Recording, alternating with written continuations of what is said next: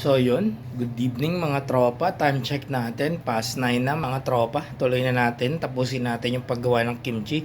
Kasi may order na na 4 kilos yung ating suke. So ngayon mga tropa, tapos na yung paggawa natin ng kimchi. Kimchi natin mga tropa, fresh na fresh. December 19 mga tropa. Yan o. Ayun o, tinan nyo, fresh na fresh yan mga tropa.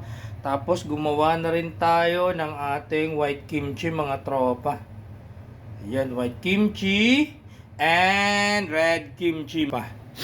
So yan, order na lahat mga tropa. So by the way, nga pala, matanggap na po ako ng advance order para sa So matagal na panahon na kaming dinagan, siguro mga ilang years na din na maki-Christmas ulit tayo dito sa NCR. So tumatanggap na po ako ng order para sa party package maki mga tropa.